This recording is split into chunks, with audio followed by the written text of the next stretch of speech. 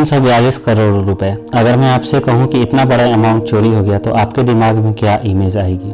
शायद किसी बैंक की वॉल्ट टूटने की या किसी हाईटेक साइबर हैकिंग की। लेकिन दोस्तों, अगर मैं आपसे कहूं कि ये चोरी किसी बैंक में नहीं हुई, ये चोरी वहाँ हुई जहाँ रोजाना हम और आप सफ़र करते हैं, यानी कि इंडियन रेलवेज। लेकिन सोचिए, जिस वक्त आप भीड़ में धक्का खा रहे थे, ठीक उसी वक्त किसी एसी केबिन में बैठा एक ऑफिसर एक सिग्नेचर कर रहा था, और उस वक्त एक सिग्नेचर से करोड़ों रुपए हवा में गायब हो जाते हैं। आज मैं आपको सुनाने जा रहा हूँ द ग्रेट इंडियन रेलवे हाइश। ये कहानी किसी बंदूकधारी डाकुओं की नहीं है, ये कहानी उन सफ़ेद पोश चोरों की है जो हमारे सिस्टम को दीमक की तरह खा रहे हैं। और आज हम खोलेंगे भारतीय रेल की वो फाइल जिसे दबाने की पूरी कोशिश की गई थी। सबसे पहले ये समझना जरूरी है कि रेलवे में पैसा बनता कहाँ से है। टिकट सेल्स, लगेज, हाँ, लेकिन एक और सोर्स है जो आम आदमी को नहीं दिखता, वो है scrap.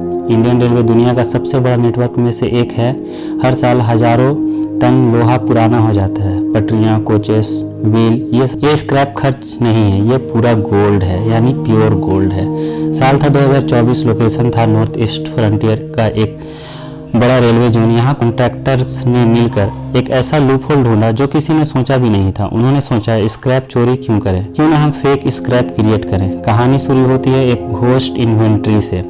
Audit reports, auction process शुरू हुआ। एक प्राइवेट कंपनी ने पेपर पर साइन हुआ कि इंजन्स जो है वो डिलीवर हो गए। सब कुछ नॉर्मल लग रहा था ना, लेकिन ट्विस्ट ये था दोस्तों कि वो 25 इंजन कभी एग्जिस्ट ही नहीं करते थे। वो घोस्ट इंजन्स थे, हवा में बनाए गए, पेपर्स पर बेचे गए और पेमेंट असली अकाउंट में ले ली गई। सोचिए कितना बड़ा लेवल का करप्शन होगा कि ग्राउंड पर किसी ने चेक ही नहीं किया कि वहाँ कोई इंजन खड़ा भी है या नहीं। लेकिन कहानी सिर्फ इंजन्स पर नहीं रुकती। 342 करोड़ का फिगर सिर्फ इंजन से नहीं बन सकता। असली खेल खेला गया वे ब्रिज यानी धर्म कांटा पर। इन चोरों ने वेइंग मशीन का सॉफ्टवेयर को हैक कर लिया था। प्लान जो था वो सिंपल था लेकिन सॉलिड था। इमेजिन कीजिए, रात का वक्त एक ट्रक रेलवे डिपोट के गेट पर आता है। पेपर्स कहते हैं इसमें 10 टन महंगा कॉपर है। ट्रक जो है वो वे ब्रिज पर जाता है। ट्रक बिल्कुल खाली है, लेकिन मशीन रीडिंग दिखाती है लोडेड 10 टन्स। ट्रक अंदर जाता है, घूमता है और वैसा का वैसा ही बाहर निकल जाता है। सरकार ने 10 टन कॉपर के पैसे दे दिए। वेंडर जो इनका काम था के पास पैसा पहुंच गया और रेलवे के स्टोर में स्टॉक जीरो रहा। ये प्रोसेस हजारों बार रिपीट हुआ। रोज ट्रक आते, मैजिक होता और चले जाते। कहते हैं ना, अपराधी चाहे कितना भी होशियार हो, टेक्नोलॉजी उससे एक कदम आगे होती है। रेलवे ने अपना इन्वेंट्री सिस्टम को डिजिटलाइज करने का प्लान किया। एक सेंट्रल सर्वर बनाया गया। जैसे ही सिस्टम लाइव हुआ, दिल्ली हेडक्वार्टर्स में रेड फ्लैग पॉपअप होने लगा। डिजिटल डेटा कह रहे थे गोदाम भरा हुआ है, लेकिन सैटेलाइट इमेज कह रही थी मैदान साफ है। गैप था 342 करोड़ रुपए का। सीबीआई को इन्वॉल्व किया गया, लेकिन सीबीआई ने दरवाजा नहीं तोड़ा। उन्होंने शुरू किया ऑपरेशन रस्ट। पूरे 6 महीने तक सीबीआई ऑफिसर साई की तरह इनका पीछा करते रहे। उन्होंने फोन कॉल्स टैप किए, कोड वर्ड्स डिकोड किए। मिठाई का मतलब था कैश और डिलीवरी का मतलब था फेक ऑडिट रिपोर्ट्स। ऑफिसर ने देखा कि कैसे पैसा रेलवे के अकाउंट से निकालकर सेल कंपनी में गया और वहां से क्रिप्टो में कन्वर्ट होकर वापस इनके घरों तक पहुंचा।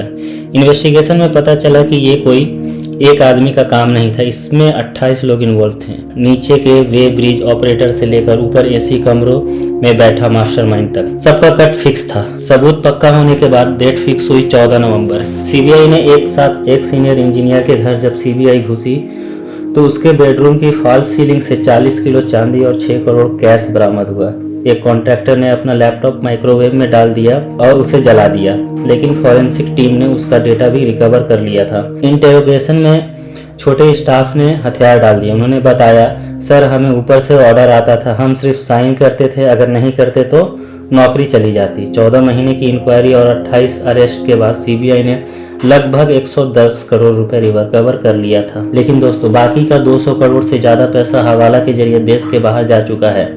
अब आप पूछेंगे मेरा क्या गया?